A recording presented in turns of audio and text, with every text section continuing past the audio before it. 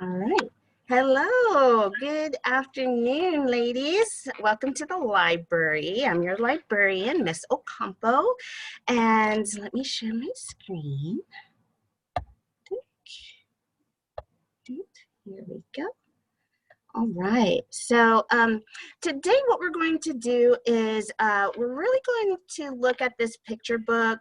Here it is.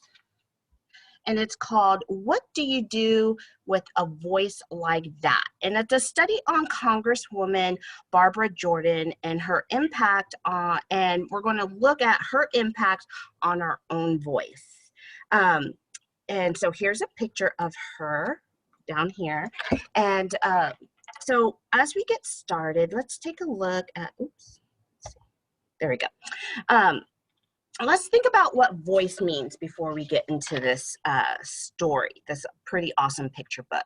So what do you think, and just throw out any answers that you have, just really casual. What do you think it means to have a voice of your own? I think it means to speak for myself, my own thoughts on things. Okay. Yeah. Thank you. Also, I think everybody's voice is different. So whether it's the tone or just the inflection, even how I think about when people read, like how you read. Mm-hmm. Absolutely. I don't know, or yeah. Yeah. Why do you think it's important to use your voice when you see something is wrong?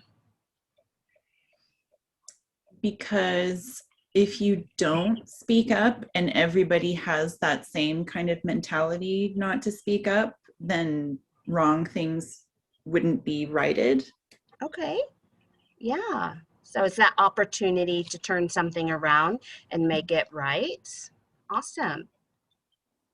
Paige, do you have anything to add? I think yes, that, and also just in the society that we live in today, that everybody kind of needs support, especially when they face adversity. And so regardless of whether you necessarily agree or believe in the same things that someone else believes in, still making sure that they're being treated right, regardless of your thoughts or disagreements. I think standing up for them is definitely important. So yeah, using your voice in a positive way is important. Absolutely, to offer that support and be that positivity that we need in our society and in our lives. Do you think it's okay to speak up for yourself or for someone else who is in need? Yes. Mm-hmm. Yeah. And I don't think necessarily has to be the vocalized. Sometimes it can be shared maybe in a more private manner, like, hey, I just want to let you know this is what somebody's going through. Sometimes just communication is important. That's a really good point, Paige, and we'll definitely come back to that. How do you think your experiences affect how you think about yourself and those around you?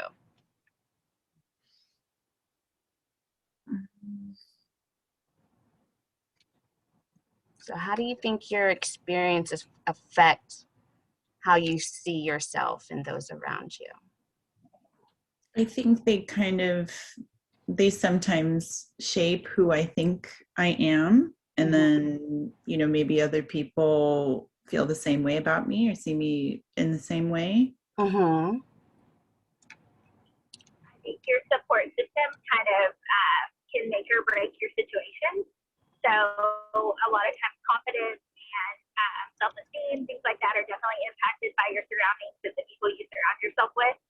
And so if you're constantly around positive people, I feel like that's contagious. The same thing goes for the flip side of that with negativity and people talking down to you or making fun of you or whatever the case may be. Yeah. Definitely where I am. Yeah, great job. And where do you think it's okay to talk about yourself and your experiences? This is a tough one. Yeah. I'm tempted to say everywhere, but knowing that there's going to be exceptions to that. Yeah. Situations where, it might be tricky. Mm-hmm. Very true. Very true. Because there could be a time where there may be someone who doesn't want to hear what you have to say. Right. Right.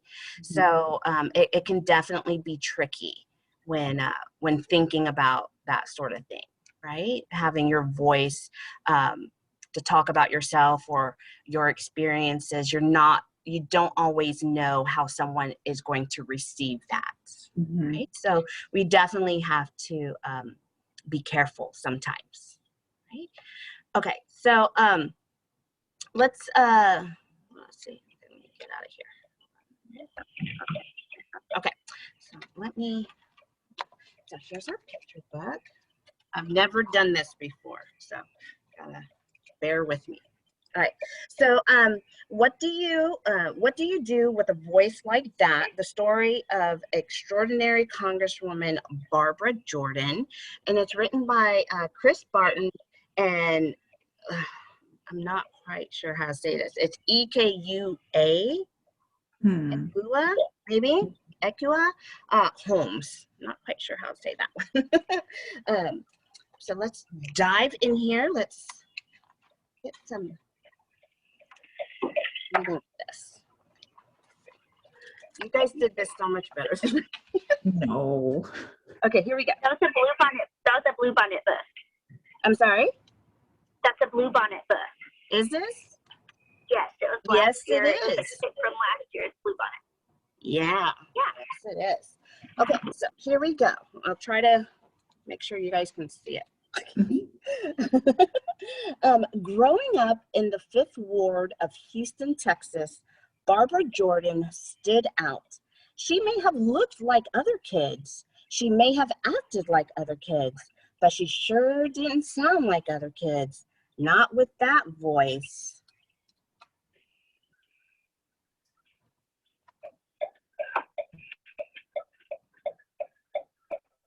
That voice, that big, bold, booming, crisp, clear, confident voice, it calls folks to sit right up, stand up straight, and take notice. What do you do with a voice like that?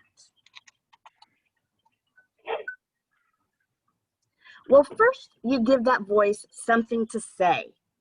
Barbara recited poetry at church. She memorized speeches for school. She entered oratory contests, and in 1952 won a trip to Chicago, the first time she'd ever left Texas. Barbara was proud of herself and proud of her voice. She was laying a path. It was laying a path for her. But where would that path lead? Oh, sorry. I'm recording. Sorry, my son just came home. On Sunday evenings, Barbara would talk things over with Grandpa Patton. Would she become a preacher like her father and like her mother could have been?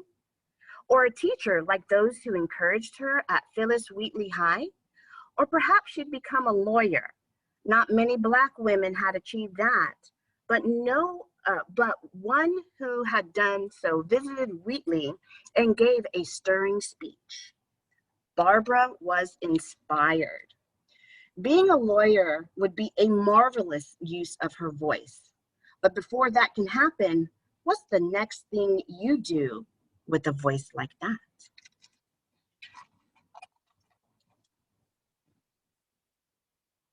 You give it more knowledge to work with.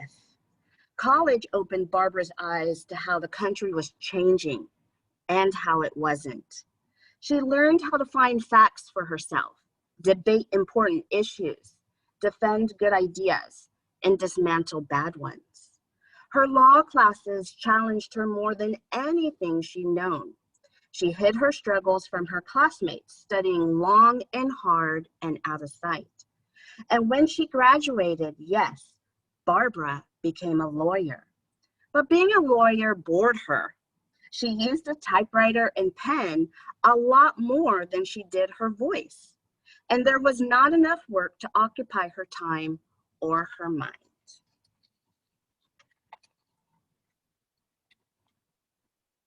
There was, however, lots of political work that needed doing.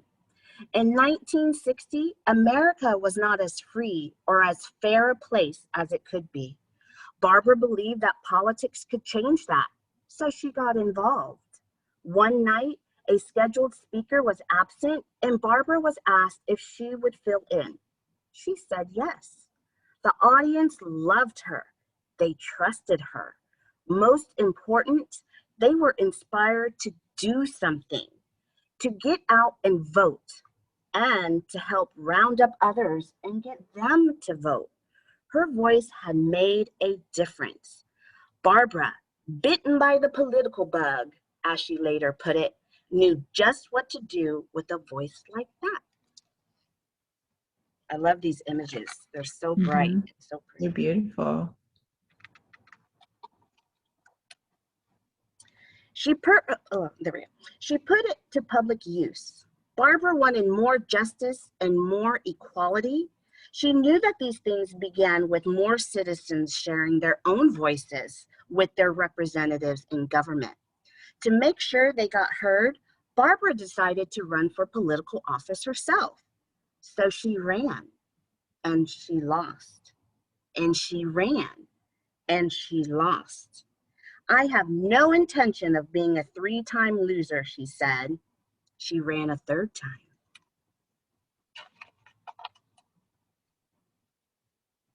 This time she won. As a Texas state senator, Barbara represented the people she'd grown up among.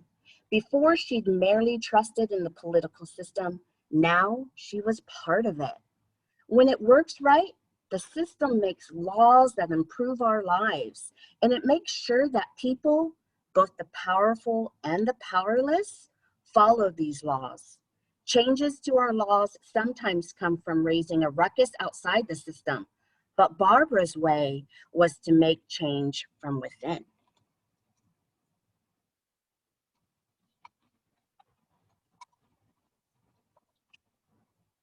Sometimes that change, such as higher pay for farm laborers and more aid for people who got hurt at work, took place in public through debates on the Senate floor.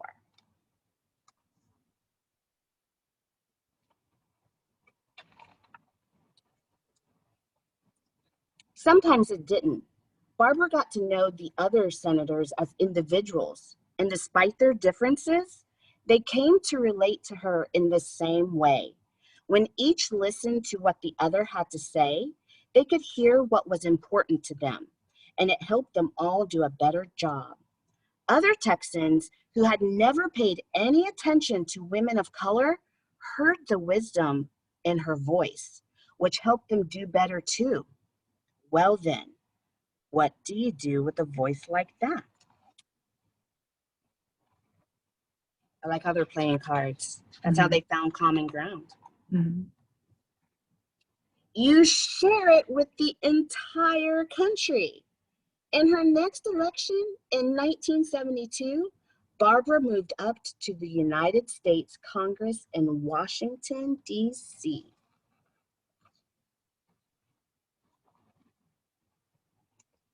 Soon came a troubled, confusing time for the nation. President Nixon, it seemed, had broken the law, and Congress had to decide what to do about it. On a TV broadcast seen throughout the country, Barbara used her voice to show them the way. She reminded her audience that the Constitution is the document governing all the laws in the United States and applies to all of its people. Then she explained in her big, bold, booming, crisp, clear, confident tone how the president's actions had gone against that document.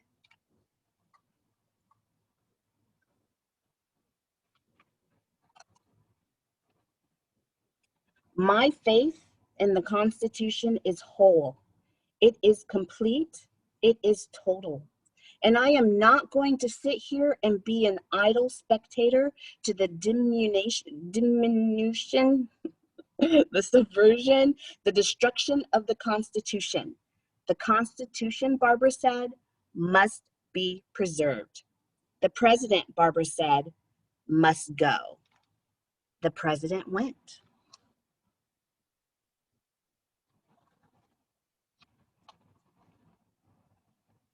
That speech made Barbara a star. She shone like a bright light in a dark place. Barbara would have loved spending more nights under actual stars, camping and singing with her friends, but the public wanted more of her and more from her.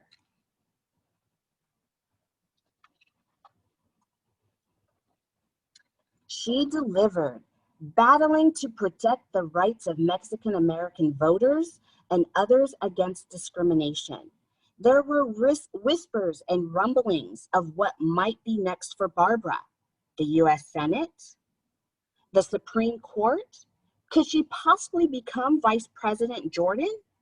Who knew how high she might rise? So many people had so many hopes for Barbara. In her voice, they knew there was much to admire. How she spoke for those who had less power. How she spoke for those who possessed quieter strengths than her own. How she spoke for those who did not want to be limited by their weaknesses.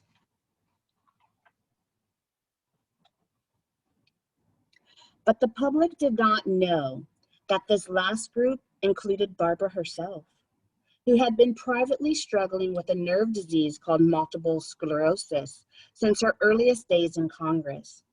Nor did they know that Barbara had begun hearing another voice. This other voice was an inner voice. It instructed her that the right place for Barbara Jordan was not in any of the roles that the public had in mind. It told Barbara that the right place for her now was as a citizen back home in Texas. What do you do with a voice like that?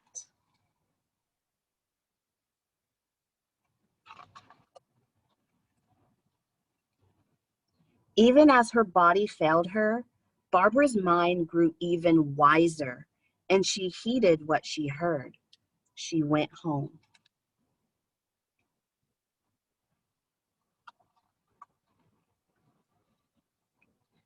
There, she became a teacher. College students who intended to put their own voices to public use lined up for the chance to learn from her. In her classroom, she can bet that they sat right up, stood up straight, and took notice of the values she imparted: equality, justice, and trust. Barbara used her voice to instruct and implore and inspire them, not just to get out and do something, but to do the right thing.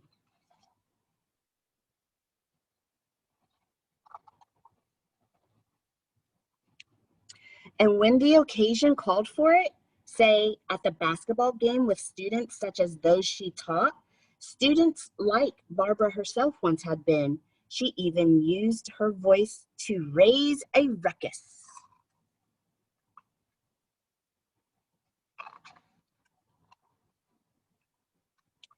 Barbara Jordan's former students still move among us today, striving to do work that would have made her proud, hearing echoes of her words as they try to make life better for all of us.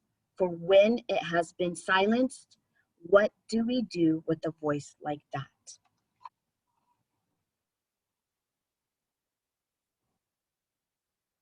Such a pretty page. Mm-hmm.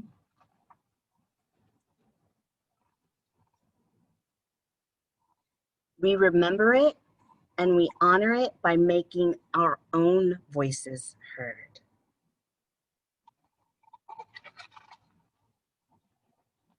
Here's a timeline of Barbara's life. She was born in 1936 on February 21st, and it shows all the things that she did. She did a lot. And she passed away in 1996. So what are some things that Barbara did using her voice? She got people to vote. Yeah. And back, in the 50s and the 60s and even well into the 70s, some people had never voted. Mhm. Had never voted. So she used her voice to encourage those people. How else did she use her voice? I know Paige is walking in. She stood up for some like racial injustice stuff. Mm-hmm. Absolutely. For minorities, for for those who felt like they didn't have their own voice, right? Mhm. She used her voice for those people, right? How else, what other kind of changes was she able to see through and participate in? She got other senators to get on the same page with her on policies. Yeah. She And got this, she got rid of a corrupt president. absolutely. And this was during a time where, imagine, you know, she joined the Senate when there was probably a sea of just white men, Men. right? Just white men in the US Senate. And she was this strong, loud, booming, confident African American woman coming in, but she was able to push through some of those boundaries, some of those societal boundaries, and make those connections with the people that she worked with, so that they could make some changes, right? And how awesome is it that she was able to, you know, be seen on television as a representative of our entire country during the whole Richard Nixon thing. You know, before I read this book, I didn't know that. I didn't either. Yeah, that's No, yeah, I mean, that is so impactful that, you know, they didn't just pick from the sea of white men, that right. they picked this strong African American woman to kind of be the voice of what the Constitution really is and how it affects everybody within the country. So I thought that was phenomenal. I thought Yeah, that stood out. I think that page had like a picture of her on a family's television screen, like she was yes, making the yeah. announcement. So Let me find that. Yeah, this one right here. yeah, And look at the family. yeah. Look at the family. Mhm. That's, you know, this image in itself is so impactful. Yeah.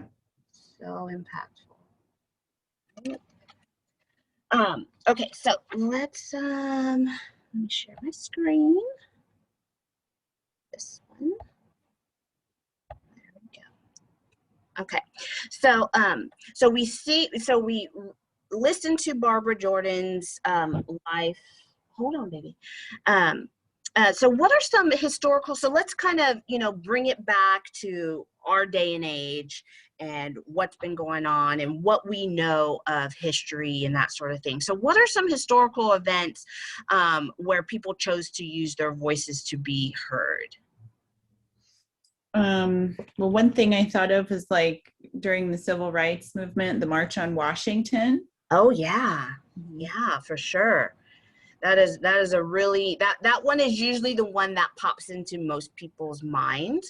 And who do we know used their voice during the March on Washington? Who Martin used Luther King Martin Luther Jr. King? Yeah. I also think of since we just came out of an election year, all of the just stuff that went on. Yes, the baby. All of. Okay, in just a minute, I'll help. Sorry. No. I think definitely, I mean, that's where I see the power of voice, not just the people who are running for president, Yeah. but all of their supporters, and then the people who, I mean, rally and stuff like that. Yes. That there is definitely power in numbers for sure. Yeah. Absolutely. Yeah.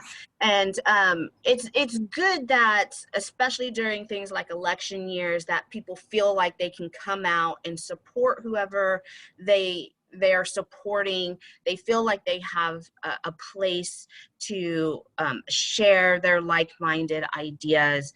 And you know, that is something that more and more people are getting involved with. right? And in hopes that their voice and their presence is being noticed and being taken into account, instead of being like how Barbara, bless you, how Barbara had to really be representing those people who felt like they weren't being heard. I think more and more people are trying to make sure that they're using their own voices, right? So what are some modern ways people today let their voices be heard? I think social media has become a big thing for that. You know, people are posting what they think on Facebook and on Twitter. Absolutely. Social media is becoming almost like a norm now in our society, where people are using it for their voice, right? Can you think of any recent social movements where what we've learned so far can be beneficial?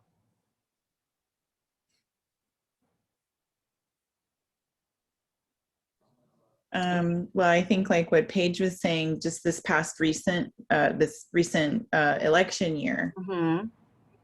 Yeah, for sure. Demonstrates that. And I think sometimes it's hard. The news projects things oftentimes that are not positive, so it's harder for me to pinpoint something that's positive right off the bat of what you're saying. But some things that I can think of negative-wise is the immense amount of impact that voices have been used to sway, persuade, whatever you want to call it, one way or the other, beliefs on the pandemic and the impact that it's had.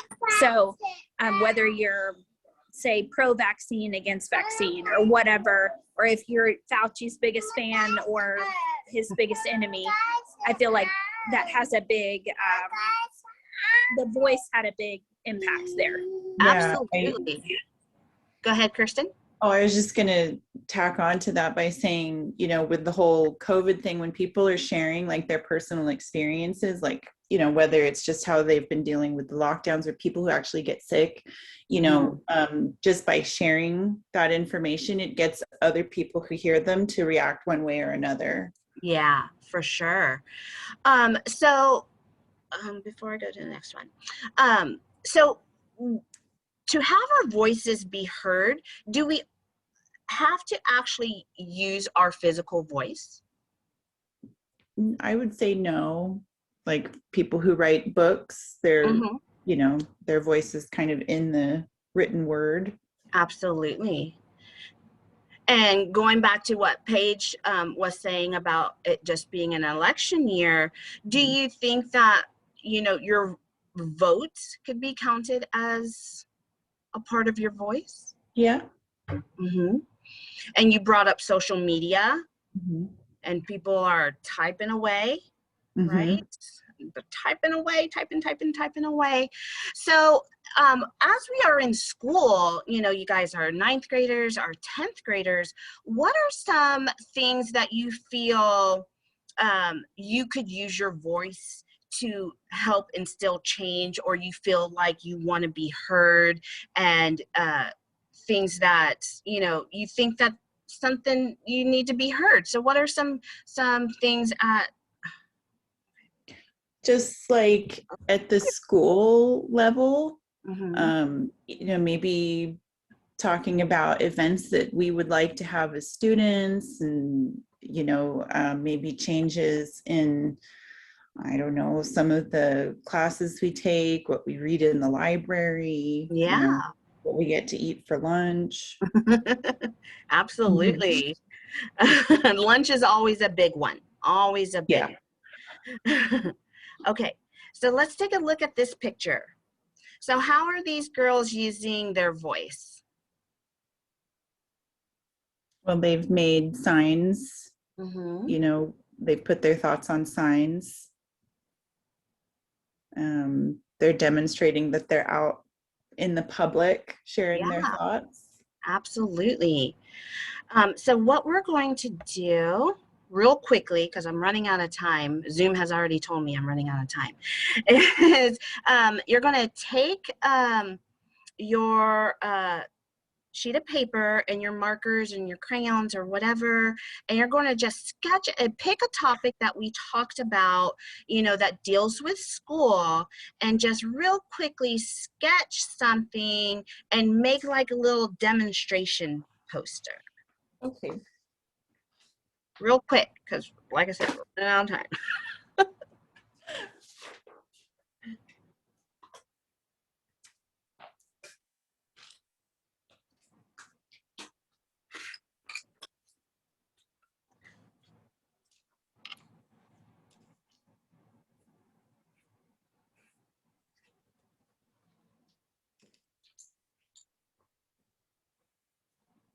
Like 60 seconds.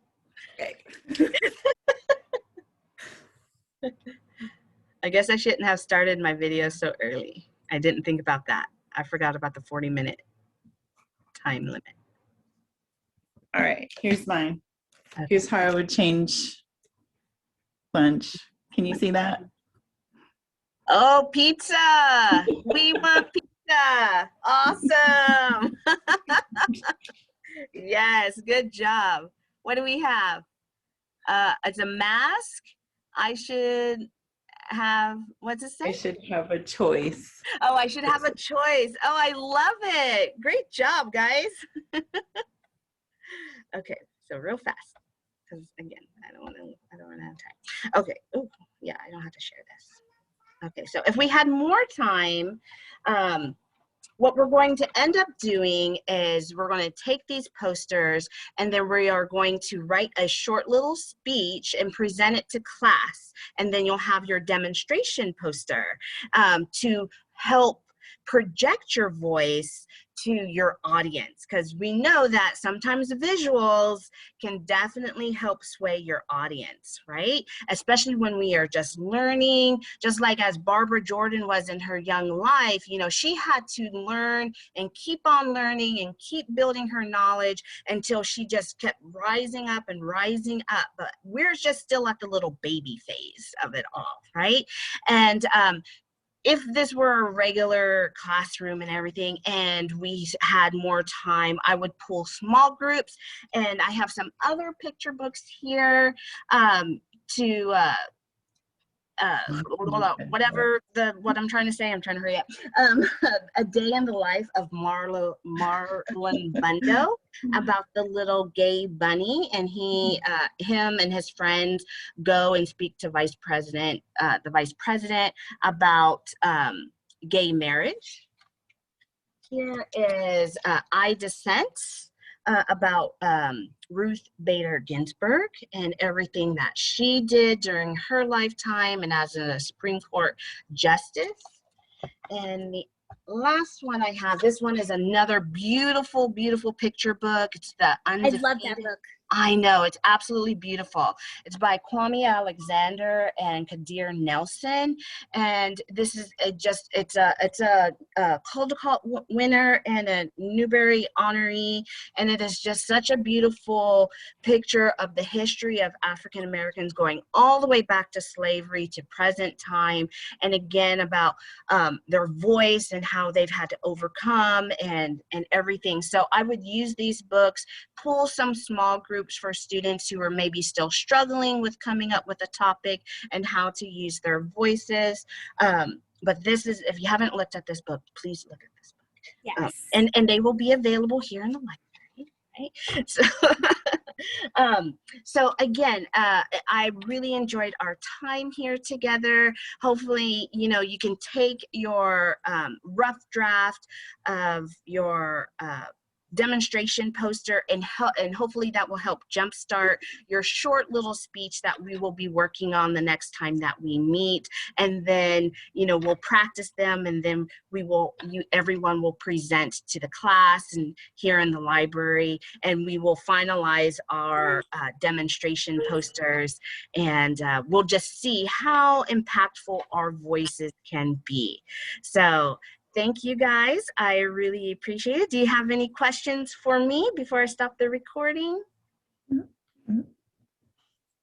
I think so. That was awesome.